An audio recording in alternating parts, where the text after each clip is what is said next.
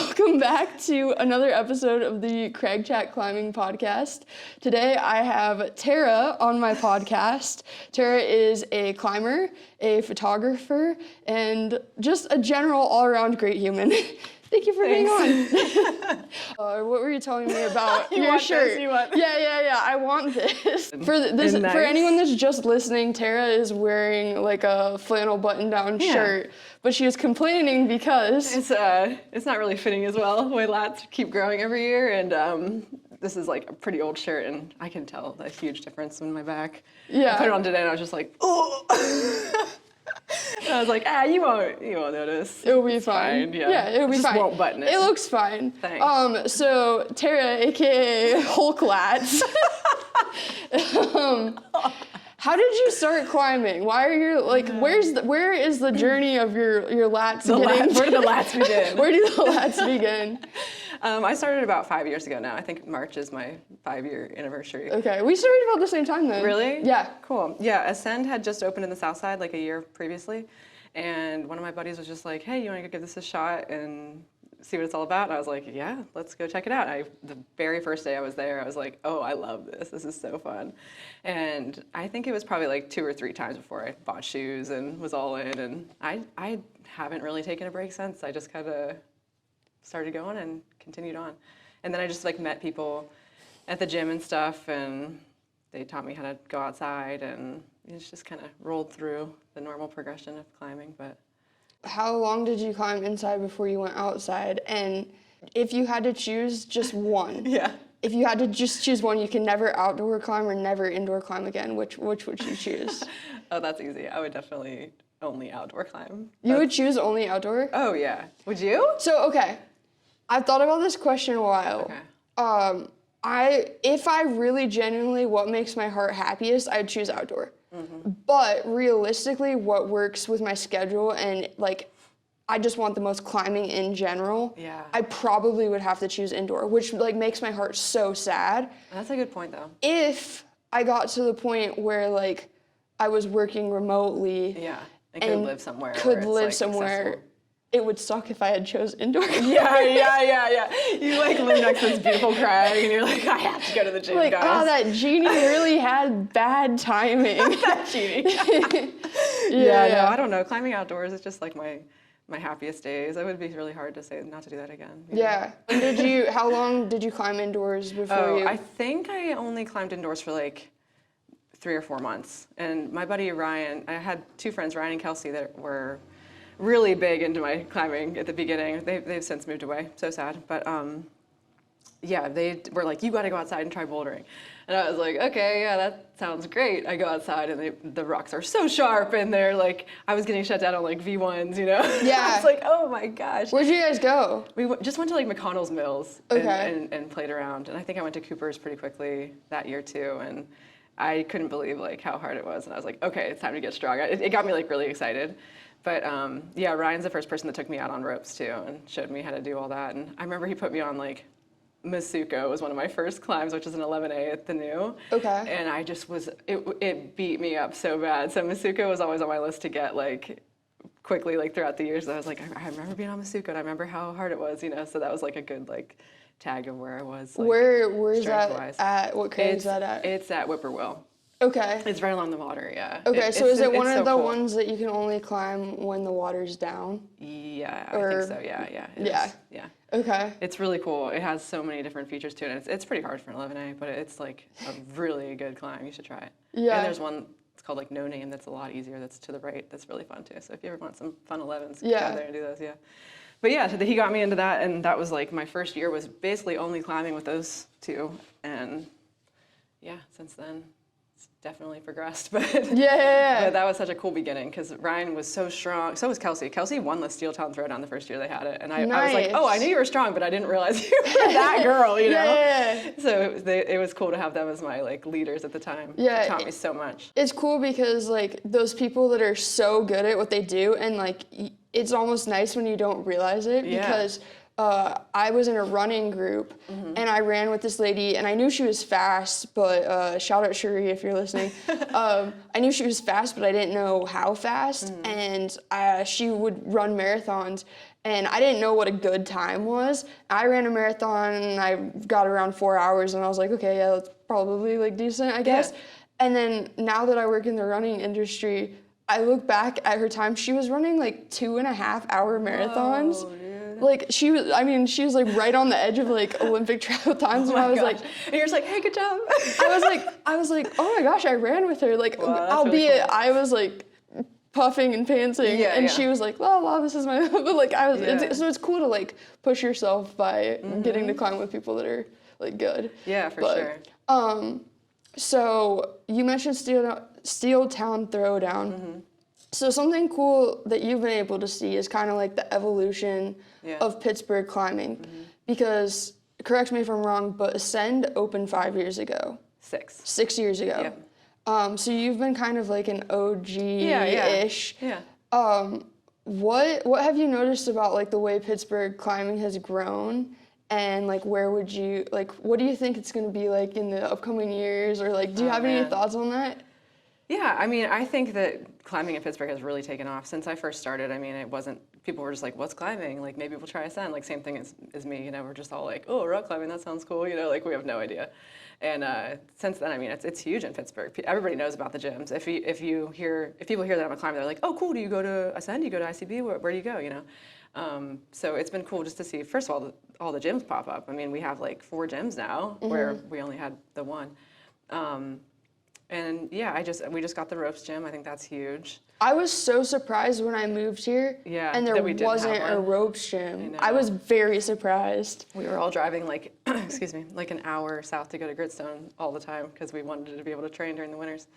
But yeah, I think that as the years go by, we're just going to see more and more people. The community is just growing and growing. It's just so cool to see people come in and join the groups, and just the friend groups are just growing, and more people are going outside. And like when you go to the new in the summer and every corner you walk around, you see someone from Pittsburgh, it's so cool. You're just like, yo, like we dominate this West Virginia space, you know? Like, it's a 3.5-hour drive, but Pittsburgh is all over it all the time. So that's really cool. It's really funny because the last time we went to the Red before we moved to Pittsburgh, or maybe we had been here like a week or something, there was a couple at the crag with us, and they seemed pretty cool, and we just got to talking, and we were like, they heard us say something about how we just moved to Pittsburgh and we were planning on going to Iron City Boulders, and they're like, oh, we go there. Like, what are the odds? Really? Well, we had never really had like met anyone from Pittsburgh. Like, maybe we had, and maybe it was just like not on our radar as much. We're like, oh, Pittsburgh, whatever. Yeah. But yeah, it was just kind of like a weird little. Yeah.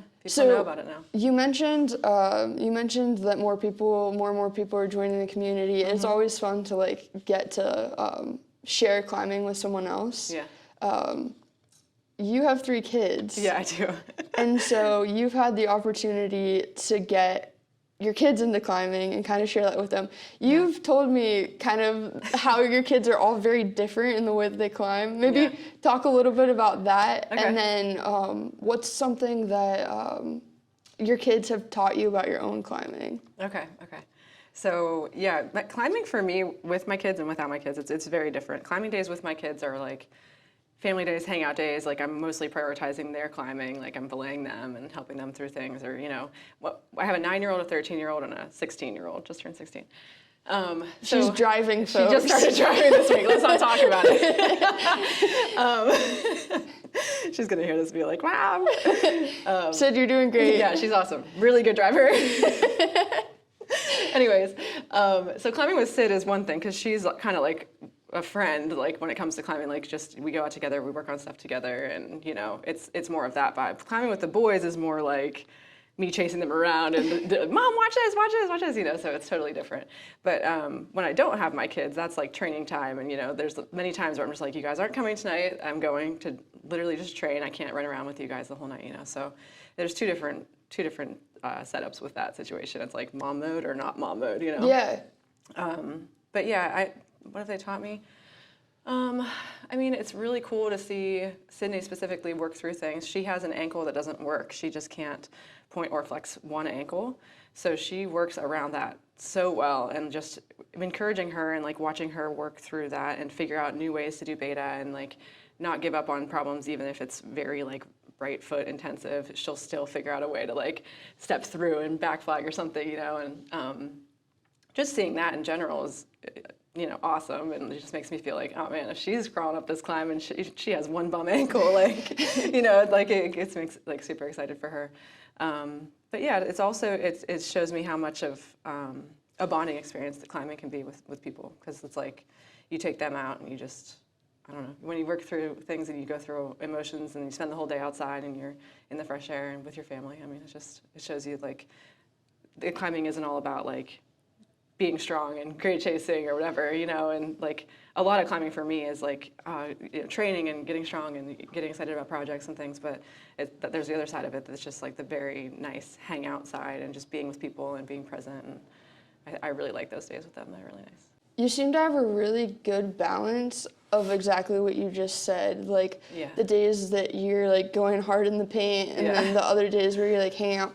Is that something that I'm assuming took you maybe a little bit to like kind of figure out, or like, because what is one of your main motivations behind climbing? Like, is it getting stronger? Is it like getting new things? Like, what excites you in climbing? I think with climbing, yeah, definitely. I mean, I love getting stronger. It feels so good for me to like, I'm 38 years old. I mean, for me to have like a strong body like this after having 3 kids, like makes me feel like really empowered and just good. Like I feel healthy, probably healthier than I've ever been.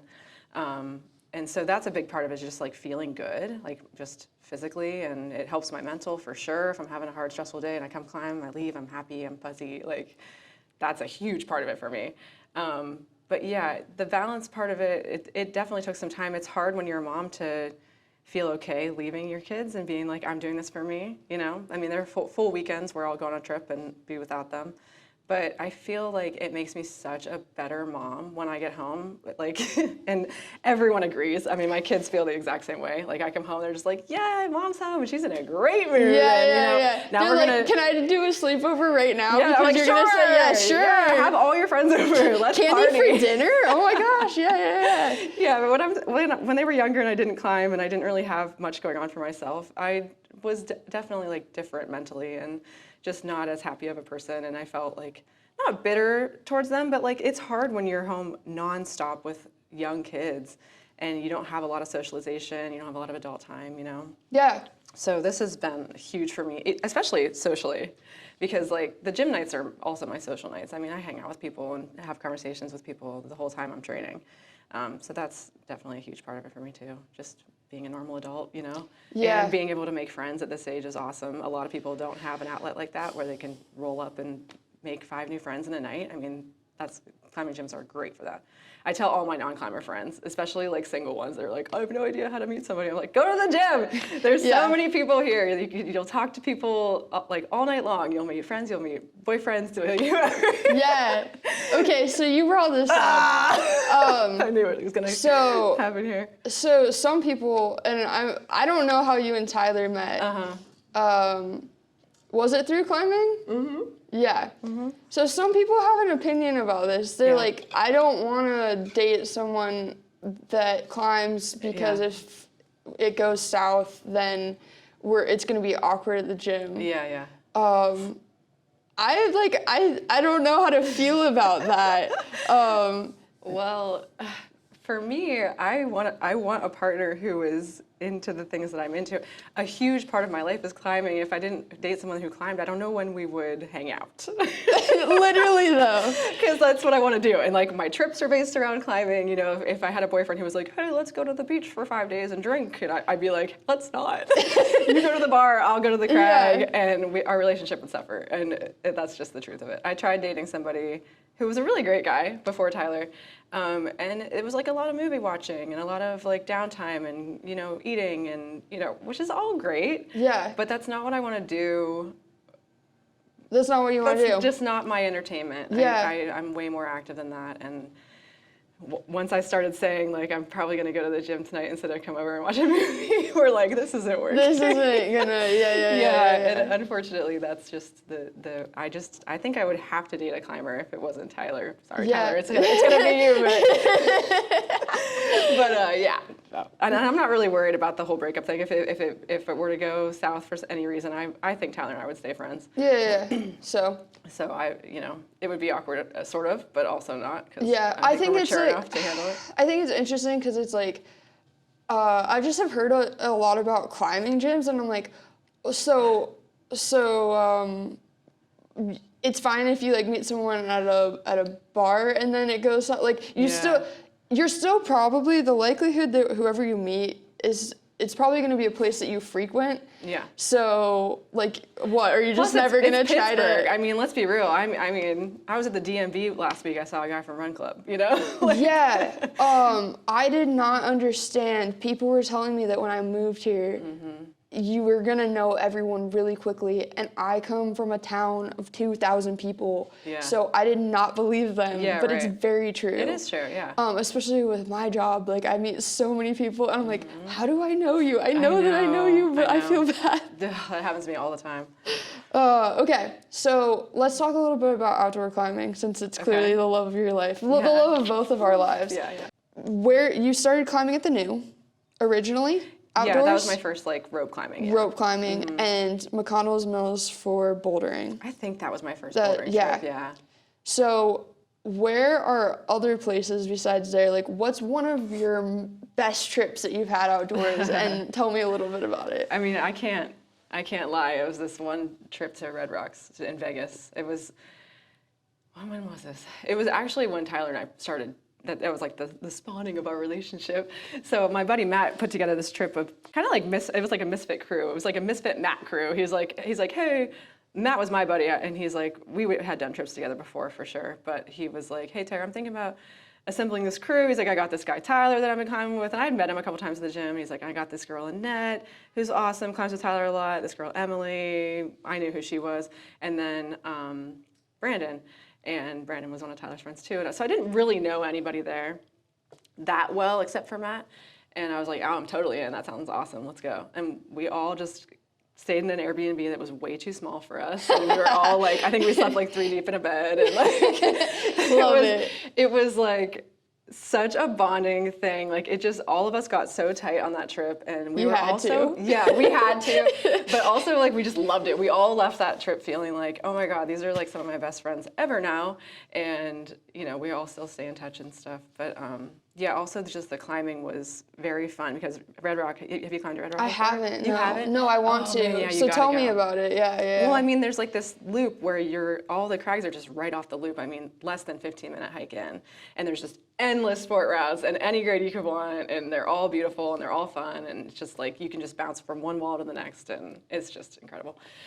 So that was really fun. Obviously, I'd been to Red Rock before, so that wasn't like the highlight of that trip. The friendships were like definitely the highlight of that trip. But it was also cool because we were all at different grade ranges, so we were all encouraging each other on different climbs, and a lot of us got some of our like hardest climbs, or like we're putting in leads that were like scary. Like a couple of us were.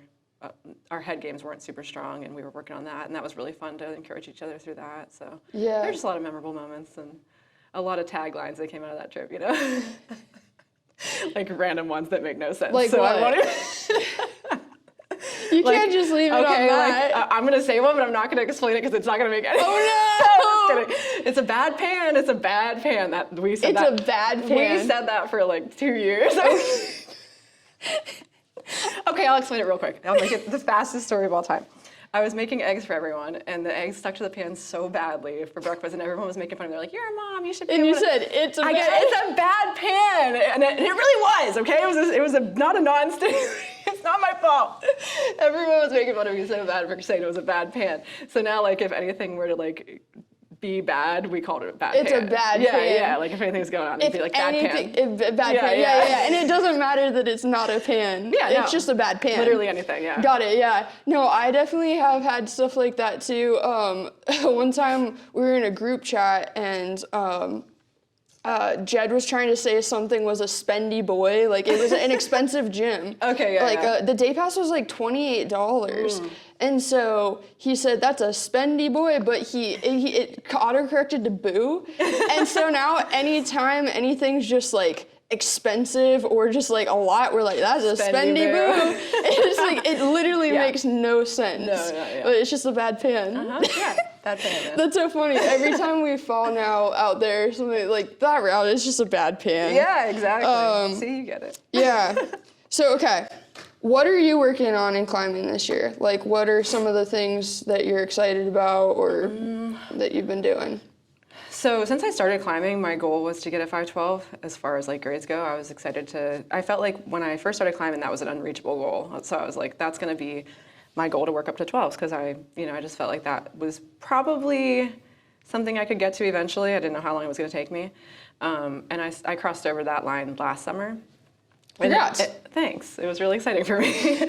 I got a handful of 12s last year, and when I got the first one, I remember saying to Tyler, I'm like, once I get a 12, I don't know what I'm going to be going for because I don't really care. I'm not going to be like 12B, 12C, 12D. I don't care. I just wanted to get to the 12 range, and then I think I'll stop like thinking about grades so much. I just wanted to get up to this height But I don't think that's necessarily true, but I definitely don't see as much of a focus on that. I'm just excited to go out and hammer through like that grade range because especially some of the 12s there are just like such 4-star routes. There's so many, like you open up a whole new door of like sweet climbs once you reach that range, Mm-hmm. So I'm excited to go down and just run through some of those because there's like a big list I have of cool 12s that I want to get on and try. So. Yeah, it's cool because you're right, it does open up so much more. Yeah. I remember, so we used to, whenever we go to the red,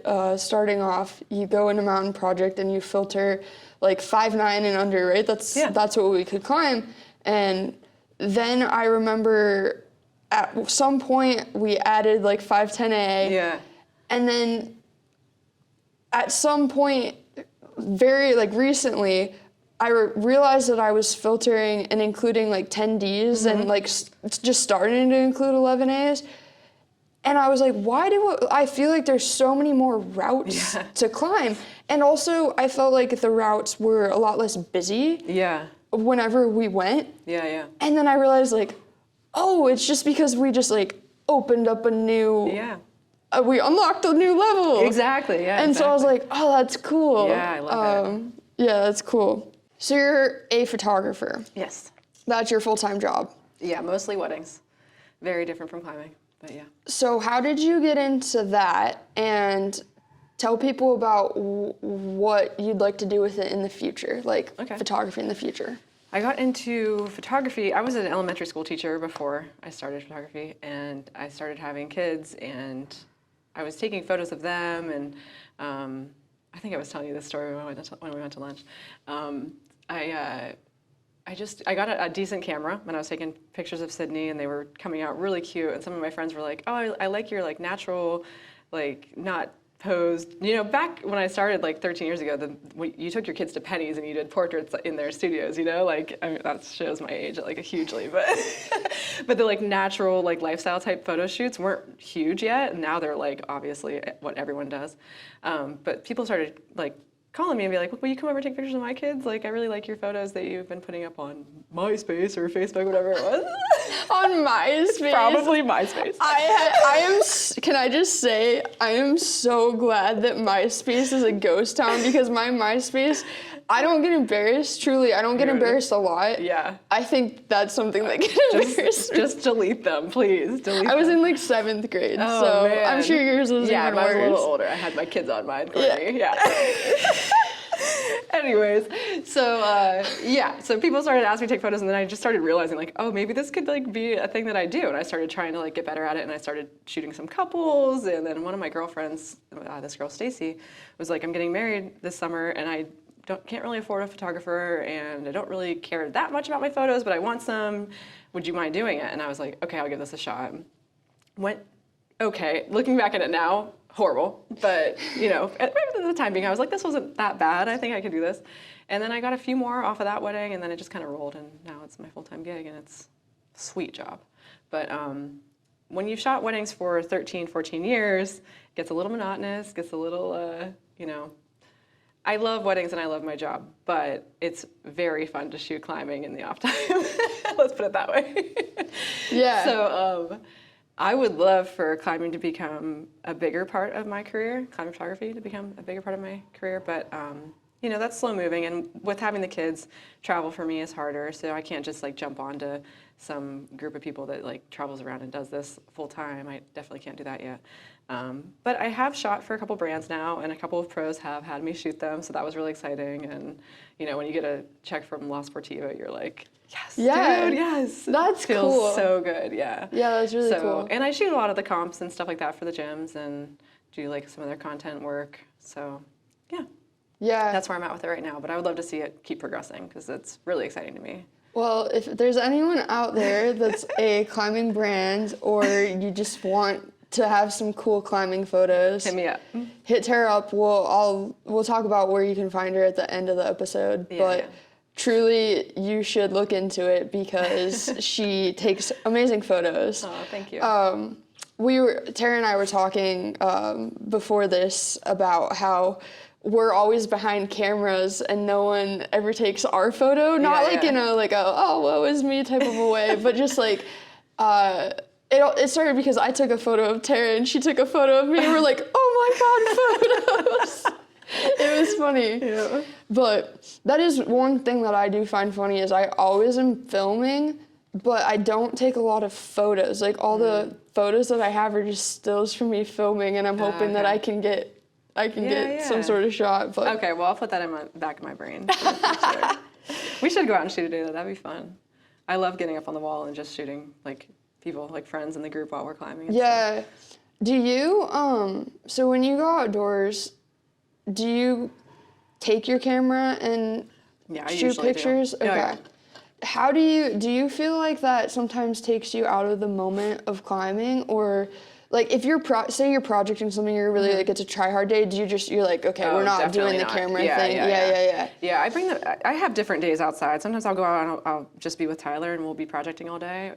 When I'm out with friends, it's not like a try hard day usually. Yeah. It's more of a hangout day, and I get on like mid-range routes that are really fun, and I'll push myself here and there, but it's definitely not the basis of the day, you know? Yeah. So I'll usually bring my camera out on those days and just play around, and if someone's on a really cool route and they want to go for like a send go and they're like, I'd love photos on this, I'll rig up next to them and shoot them. Some of my friends that get like the sickest shots from me, and I'm like, oh man, I gotta put somebody up here. So I'll make Tyler go up once in a while and shoot me. Yeah. Like when I want something I really want. Yeah. But he's also my belayer, so it's hard because if I'm on a project, I really want him to belay. Yeah.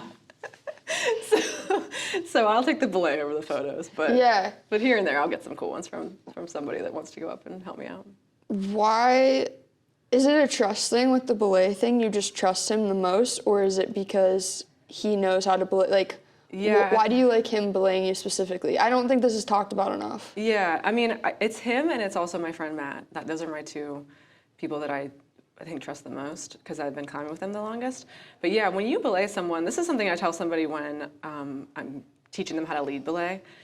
It's like when you have your partner that you're used to, you can see like the smallest little movements on them where you know they're about to fall, or you know that clip's not gonna work, or you know they're gonna clip from too low and need too much like extra slack or whatever it is. You just like learn the person's tendencies, and I think that Tyler has me so dialed in that I feel so comfortable because I'm like, even if I'm going for a clip and I think I'm gonna botch it, I know he's gonna get that slack back in and not make me take like a 30-foot whipper, you know? Mm-hmm. It's not that I don't trust other people, but if I'm projecting and I'm already nervous and I'm already like above the bolt and I'm like, oh my God, I have to nail this. Like, it's not something I want to think about. I don't want to be like, am I sure this person's got me? You know? And I know that like Matt and Tyler both are just really on it with me and know how to belay me. So yeah, that's definitely a thing. Mm-hmm.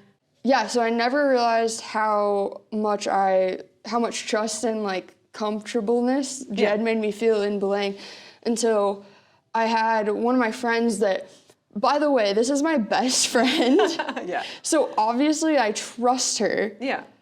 But I like just belaying wise, we don't rope climb enough together where I felt nearly as comfortable. Mm-hmm. And I was at like the second clip of this climb outdoors, and I'm like, do I go for the move? And it's just like a lot, and you also don't want to hurt the other person's feelings by thinking that you don't trust them, but like you don't trust them as much. It just it is what it is. It's a thing. We were talking about how not to traumatize you with the driving thing. Oh no. But we were talking about how when people fear for their physical safety, they make impulsive decisions. Yeah.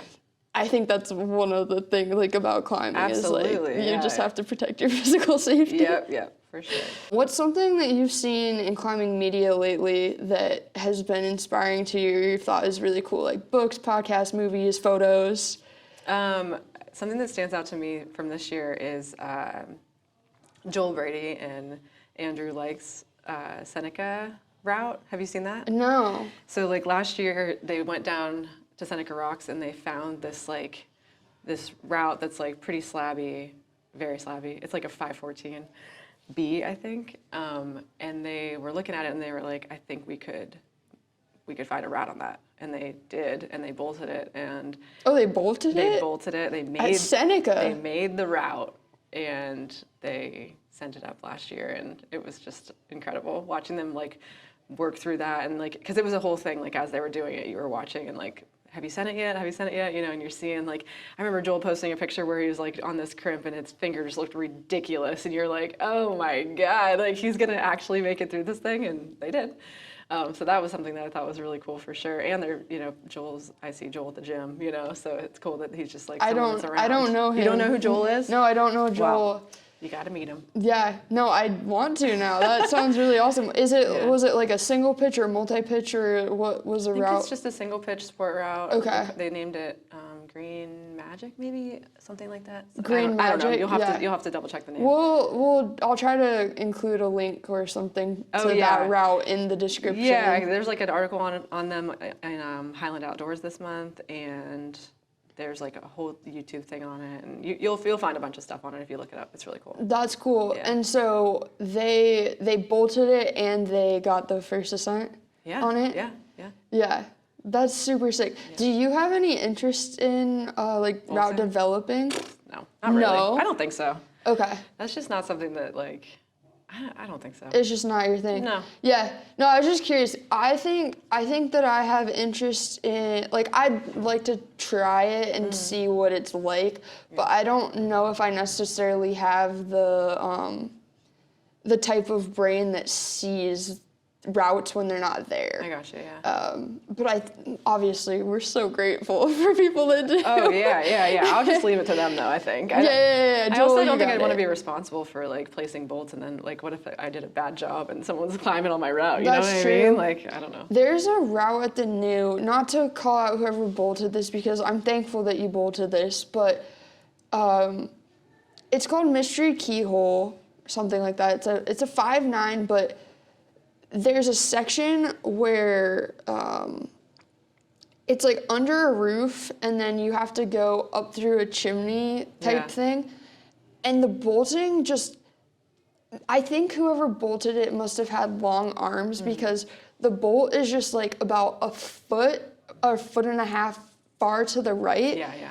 And I'm like, you could have just bumped it in a little bit. And the scary part is like, if you're trying to clip and you don't get it, you have so much slack, and because you're so far out to the right, you're swinging. I know what route you're talking about. Do you? Yes, I got in there and I was like, I don't like this. Like, I just don't feel comfortable. Yeah. Did you manage to like get up through the chimney part of it? I did, yeah, but I remember not liking it. I remember the whole time I was doing it, it like put me in a bad mood, honestly. I came to, because Tyler was like, you should get on, it's really cool, it's this chimney, blah, blah, blah. And I was like, okay. I got up there, I remember like cussing him out in the I'm like, what are you talking about? This is a good route. Like, this is awful. I'm like uncomfortable. It's not even like that hard. I'm just like in a weird position. I can't reach things like you said. And I'm like, I just want out of this. That makes me feel so much better because my first trip to the new, I tried that route, got super spooked, didn't manage to get it, and was like, that's just what it is. 3, 4, 5 trips later, like several years down the road, I tried it again, like with the mindset of, I was just new and scared and like, let's give it another go. Got to the same spot and it was just as bad. And I thought back, and I was like, I can't believe that I wasn't more spooked the first time that I tried it. Because I felt like I was like just the same level of scare. But maybe it's such a high level of like, this is scary that it's just like, It doesn't matter how good you are, you just don't feel like crap in there. I don't know. Yeah. I'm with you on that one. Yeah, that's not. I didn't want to do that one ever again. It's one of those you come down and you go never again routes like that. Yeah. Over there. But you know what's annoying is that I want to try it again. Do you? Yes and no, because I think for me it's one of those things where like I just want to overcome the fear part of it. Yeah. It's not even necessarily that route. I don't think that's definitely in my top 5 routes that I've been the most scared on ever. Definitely. Yeah. Because like the fall is just so. I had a couple of friends too that they were trying that route with me, and one of them took like the fall on that, and rocks went like everywhere. Ooh. when he hit it. It wasn't good. See, I don't have interest in like things that are, Yeah. It's just not worth it for me. Like I like to get over a risk that I feel like isn't. That's more of like a mental hurdle, not real risk. You know what I mean? No. Like if there's like a ledgy climb and I'm like, oh, if I botch that clip, I'm gonna hit that ledge, and I feel super nervous about it. I'm like, just it's put me down. Worth it. I'm not gonna risk that. Have you climbed House of Cards It's at the New. I don't think so. It's another sketchy 5'9", and there's literally a big black rock that has an X on it, and they're like, do not touch the death rock. But they call it the death rock, but it's like a death boulder, and they call the route House of Cards because if you imagine just boulders like that's what it is. And once again, we climbed it. We also climbed it without helmets on that route. Yeah. I don't know how you feel about helmets. I'm a big helmet advocate outdoors because I've seen a couple things now that it's just like you said, it's just not worth it to get hurt. Sure. Who inspires you in climbing? Who gets you psyched?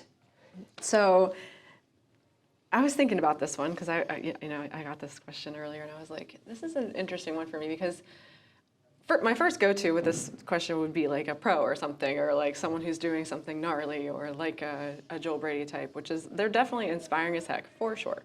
But I think honestly the people that inspire me most are just my friends that I see doing things, which is like super cheesy, but it's true. Like I was thinking, the people that stand out to me, Jason Boone.